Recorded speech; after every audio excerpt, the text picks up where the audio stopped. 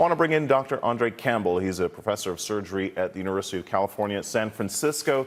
Doctor, thank you so much for joining us. As much as we're, acutely aware of the dangers of gun violence in this country and how the number of deaths have been rising year after year, I think many people, myself included, were still shocked that gun violence would be the #1 killer of kids.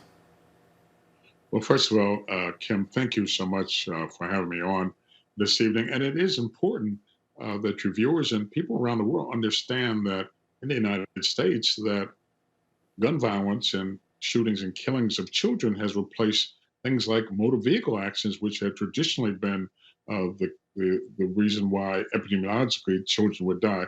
So it's important for people to know this information, pay attention to it, and for us to really start thinking about how we can say that the lives of our kids really matter, and we need to think about this as a public health emergency. This is a public health crisis, the gun violence in the United States, and it's affecting our children profoundly. So we need to be thinking about that as we go about addressing this issue as a public health crisis.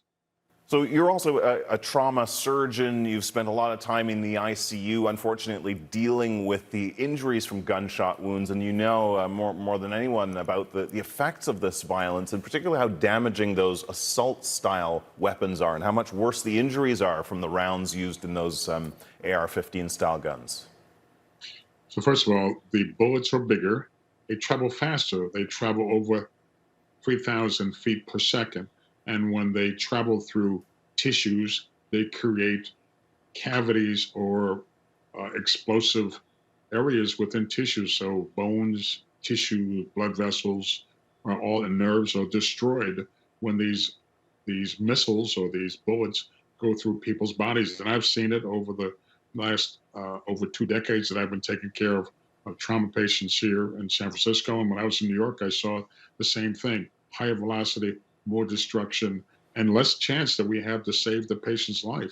When we're dealing with smaller bullets, we may get a chance, and we've gotten pretty good at saving lives. But when people are shot by these really weapons of war on the streets of the United States, they create devastating injuries, and it's like a bomb going off in someone's body.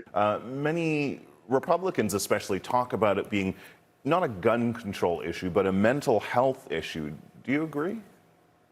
Well, first of all, I have to disagree, because in terms of these mass shootings, or in terms of shootings, period, it's less than 3% of people who are involved in these shootings have mental health issues. So I think it's an oversimplification, and it's frankly wrong, in my opinion, regarding these shootings. They're readily accessible. The adult or the 18-year-old who purchased the guns in Uvalde, he just turned 18, and he went and bought it on credit and bought 1,200 rounds of ammunition with it. And that is something that should give us pause in terms of giving access to people who will go and do these things. You mentioned a little while ago treating it like a public health crisis, but what does that actually mean, and how do we find solutions? So it means that we need to declare an emergency. That the death of yesterday was Stop Gun Violence Day, and that's where everybody was wearing orange. And the reason why we wore orange is because it is the color that people wear when they go hunting, so just so they can be seen. So what we want to do is we want to put an end to this. So public health, the Surgeon General needs to do a report and declare an emergency.